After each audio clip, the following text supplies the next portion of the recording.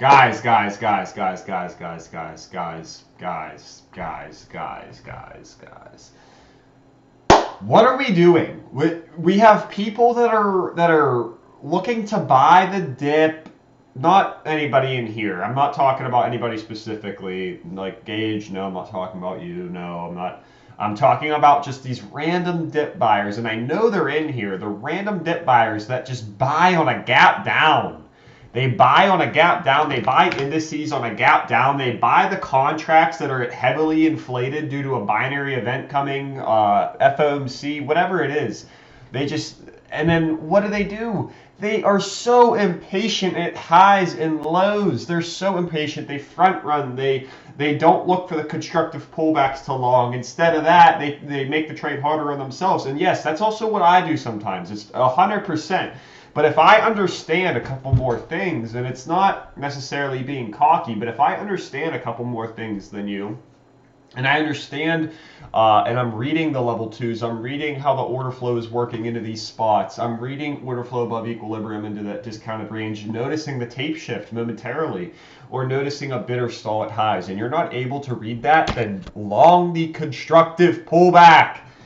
You know, whenever I'm short here, Microsoft or QQQ, and we have all of this imbalance left behind, no higher low put into place, and you're also trying to short this, and you're trying to front run some sort of range up here or a head and shoulder. No, it's a weaker pullback as well. Just as much of a weaker buyer up here, it's also a weaker pullback. Look for your bar by bar imbalance, the concepts I teach you about. Look for your 15-minute orb high to be retested, or your 5-minute orb high in this case scenario. Look for maybe a higher low off of a reclaim of pre-market high. There's so many more easier spots that have controllable risk. And you choose the hard trade, right? And this is just simply day trading, guys. We have, you know, I'm no shade. I'm not talking shit. I just want to help you guys. We have people trying to short BA down here. When headlines are flying around, when everything is flying around, that they want you to short. They want it, that much of an extended range down, 3 gap downs. You ever hear of that parabolic short setup where there's 3 breakaway gaps? This is the exact same shit except to the downside. And then you got people front running the next following day for more continuation down. You're blindly trading this back into where we previously accumulated at. Right? This is a whole range of reaccumulation from a daily perspective of things, guys. This should not be a short over here, right? The news happened. You're already late to it. Someone's already accumulating. Your puts are probably going to get cooked. IV's probably going to call on those premiums, and it's just a horrible trade, right? You're trading around a headline that you're expecting to keep on seeing that continuation, and it's just not a great thing. Let's go over to AMD, right? We have a very distributive type of sequence in AMD. Now we had someone day trading the bottom of the bull gap. Okay, it's fine. It's cool. Like, it's not that bad of a trade. But guys, you know, why, like, the easier trade is going to obviously be looking to short the pop up here off of this distributive bar and off of how we broke out and had a previous distributive sequence post-January OPEX. It don't matter what the daily trend is. It don't matter. It matters what the risk to reward is and where the controllable risk is. You're blindly longing almost nothing. And this isn't necessarily nothing. I'm just talking about bulls in general. I'm not talking about AMD. I'm not talking about that shit. You got people constantly trying to look for a breakout in Microsoft. This was a distributive bar. This was internal range liquidity really being created due to the binary event coming, CPI. This is the false breakout on CPI. This is the fucking failure. This is the bear gap. There's no bid here. NVIDIA report reaction. Boom, we gap up. Where? Into the bear gap. You're still trying to long. There has been no range in this chart at all to long here. Apple, I haven't longed this once on a swing or on a further dated trade or on a weekly, nothing. Does this look like a good long? No! No, you're speculating that people are trying to, that someone's accumulating and that people are trying to front run some sort of fucking, You're trying to front run some sort of major accumulation and squeeze happening where you get a lot of people, you know, buying puts and shorting, and they get overzealous but we have no signal in that. Is there a signal here? Any signal?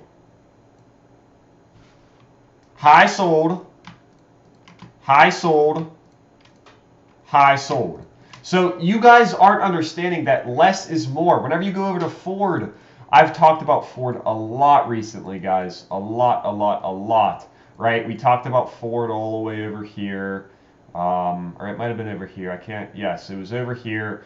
And then, okay, you trickle your way back into the support. You buy it off support on maybe a further dated contract, or you don't trade it. It's Ford. Not every name has infinite liquidity. The concepts that we trade, guys, are based around heavier liquid names with more of a liquid chain, with more of a liquid level 2. Just the underlying is just more liquid, right? Is there any reason that you should be longing anything around here or trading anything around here, right? You're just getting these very minuscule higher highs that are being sold, and what happens is you're eventually going to get a lower high. It's going to dip. You're going to try and buy the dip. It's going to pop a little bit, put in another lower high, and it's just going to die, right? It's just going to die, right? So long the constructive, the more vulnerable areas for your retest, right? I talked about ARKK lately.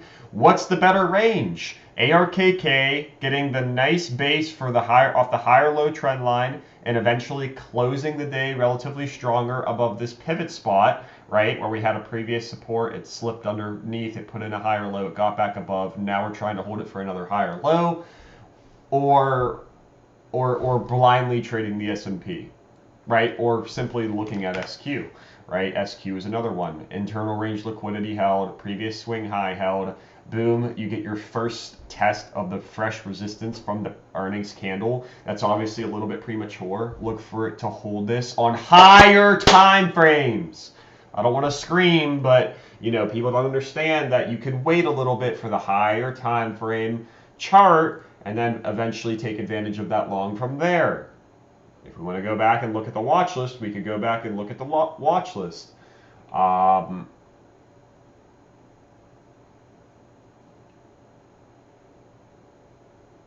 Interested to see if this holds a base in the future without CPI ruining it. This little level right here along with this. Guess what happened, guys? You know, you go into your chart, you're going to notice, okay, we got the breakdown and then the suck back above. Obviously, there's going to be front-running shorts underwater over here as we put in this higher low to the close, and then the next following day, you get the explosion. Is it that complicated? No, but you just don't have the patience. You're front-running it pre-CPI. You're too scared you're going to miss it. And when you're too scared you're going to miss it, that's FOMO. That FOMO creates just a whole another person outside of yourself that should be disciplined. And it's just garbage, right? It's just absolutely terrible, right? You go over to other charts, guys. People are trying to front run some sort of pullback with little to no confirmation on this fully rejecting the 140 area, right? I was talking about the 139 to 140 area. Absolutely no confirmation on a rejection, right? We actually broke and based that spot that I was really looking at, which was the earnings candle low. And it's turning into a long side trade, and we got people trying to front run consistently short this thing. Do you see any sort of signal here? No, you don't. And this is a bull market technically, where you know this is obviously pushing its way back down. It's pushing its way back down into a range where there's a lot more liquidity. When I talk about that, I could just talk about the volume shelf. Whenever you zoom out, you take a look at this thing. It was pretty much just reloading shares off of where there was a lot of heavier volume traded at, right? There's going to be leftover demand within those ranges. Amazon, absolutely no sign of this really ever being a short yet, right? We push into the bull gap, and this is exactly where I wanted it to draw to, was probably a short to the bull gap. And then from there, once you dig into the bull gap and then you push out of that, you create a low day off that spot, and then you create a micro higher low off of it. It's a long, right? Or just don't touch it. Don't touch it. So Find the charts where the long side trade is extremely favorable, where it's lagging the market, where the rotations would happen, or don't trade it. I've talked about all my longs. I've talked about Pfizer, Airbnb, Moderna, oil rotation. Look at that. Beautiful trend. Look at this. Beautiful trend. Not beautiful. That's also why I was emphasizing that I'm selling puts. I've been talking about that for a very long time as well. But those precious metals, right? You got people trying to trade this, and it's just terrible. It's fucking terrible. Unbelievable. That's my message for you guys. I'm hoping that the higher time frame biases, the risk to reward, where the favorable long side trade is at. My next watch is going to probably be this one on AI. I've already took some ads and some commons. I'm going to continuously keep watching this one into this bull gap, right? It's obviously lagging a little bit behind the overall market. We obviously have a head and shoulders in play here, but I don't trade patterns. What I'm more and less looking for is a major relief pop, probably into the upper ranges of 33, 34. I'll probably take some options exposure soon on that. We'll see how that plays out, right? Those are the areas in which I'm looking for a long side trade. Whenever you go into, your defensives, when you take a look at RTX, right? Look at RTX, guys. It's a weekly, flag base, and it completely died, and now it's ripping back higher. It took out all of these previous lows, ripped back higher to the range, based the previous lows, and then now it's making its way up, and it's bull flagging on low volume with a high volume pop. Those are where the favorable long side trades are, and you have to buy time on these. They're not tickers that can be day traded. You can't pull a swing high and a swing low and long the 50 on RTX. Why do we use those tools? Is because there is just thousands per every couple of minutes that are traded in tech, thousands of shares, right? There's so many participants in those names, right? The day trading is more lucrative in those names in comparison to these other ones. Pfizer was a long I've been talking about for the longest time. Look at this chart, man. It's beautiful, and nobody's touching it. And the IV's low, and it's bottomed, and it just exploded above COVID lows on heavy volume. Right? We were at COVID lows, and you're not looking at these things. Come on, man. Come on. Let's go over to this stocks to trade. Lyft, another beautiful one. Extremely beaten down. It's a shitco. I'm not a huge fan of it, but you have your weekly support right over here. It holds. You slap some further dated calls. They're up 100% up here. This is all just simply put, just easy money, guys. I talked about the PDD chart and how this would probably start looking like there'd be a buyer there. You could buy fucking May calls on this. You could buy fucking May calls on this. There's so many names out there, guys. You could start looking at names like Snow, right? I personally would rather have this thing look a little bit lower to this unfilled gap, but it's all about your rules, guys. I mean, there's so many names out there. You could start looking at BYND, another shitco, but it's more of a favorable long side trade than a lot of tech. Lowe's has been a beautiful one. I longed this one not too long ago. Look, higher lows, failed breakdown out of some sort of flag, some sort of like bear flag look. And then we rip back higher, and then we put in a higher low. Look at this weekly flag. Look at this heavy volume pop, heaviest weekly volume since like almost a year ago, back in December. No, heaviest weekly volume since 2022. Since May of 2022, we fill those imbalances, and then you take your ads, boom, 217 up to 250. I slammed the table in this long. I slammed the table in this long over here as well. The beautiful heavy volume pop in Home Depot, a very declining volume move down. Look, I mean, it's a weekly resistance turning a support, guys. It's the most basic trick in the book. And when you see that volume coming in, when you see the subsequent flag being created that is just pushing its way back very slowly into this imbalance, that's where you take your long. Whether it's options, whether it's shares, whatever it is, it's free money. Free fucking money.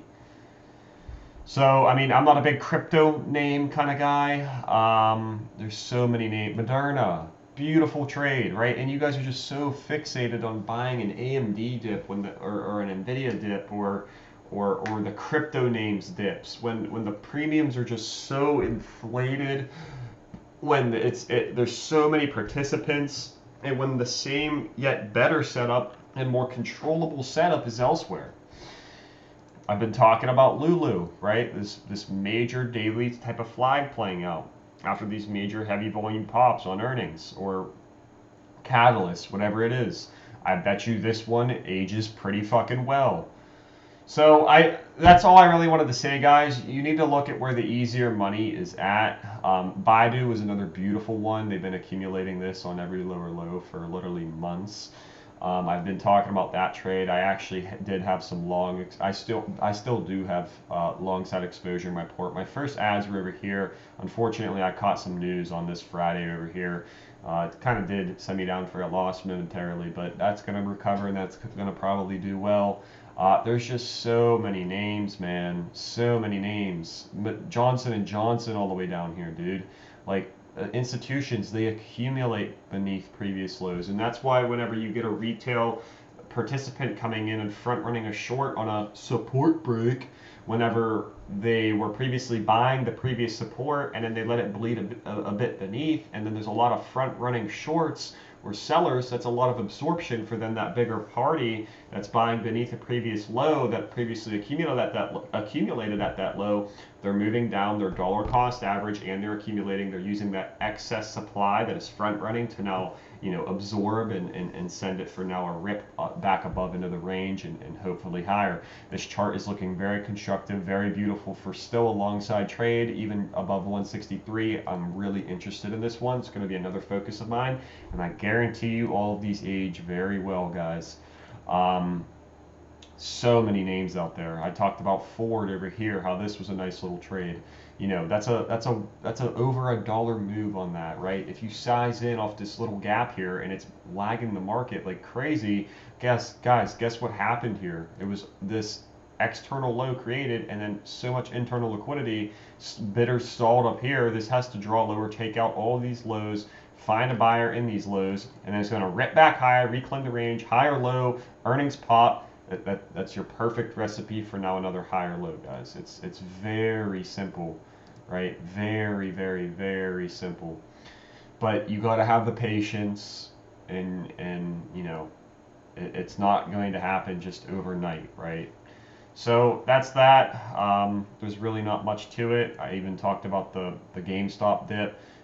Beautiful trade from like 13.80 up into like 16. You could take calls on those, or you can take fucking. I long that one. Got a couple 100% on my calls. Light size, but who cares? I had shares. I trimmed some profit on those. I'm still holding some. Beautiful trade. Guarantee you that one probably ages out pretty well too. You have names sequences like Kroger, like. Guys, look at that, man. Like, go look at what's the other tobacco? What's the tobacco company? Let me go look at my consumers sector real quick, and we'll talk about that one. Another beautiful trade.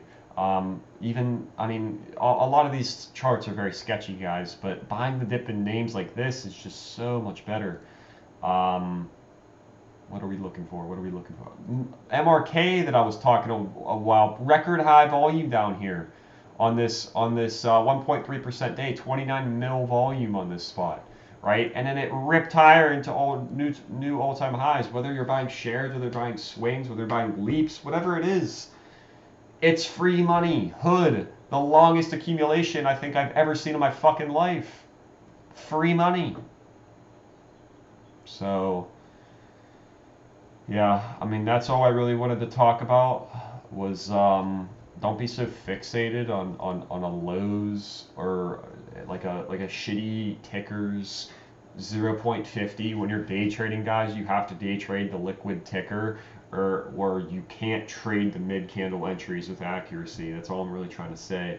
So whenever you're pushing up higher and you have a trend and you have a bidder stalling at highs and then you're starting to reject, your structure is shifting, right? This may work here on something like Apple if it's a hot ticker for the day and the sequence is really bullish.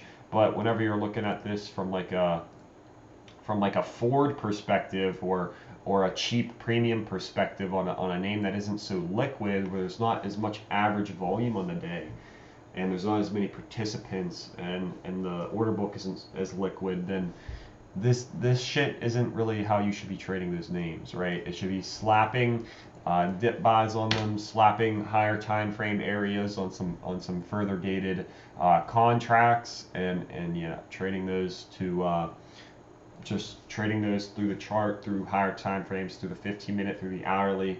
That's where it's going to be an easier, stress-free trade that makes your job a lot easier. And I see a lot of people just trying to catch that close dated, best possible percent gainer possible, and that's just not the way to do it.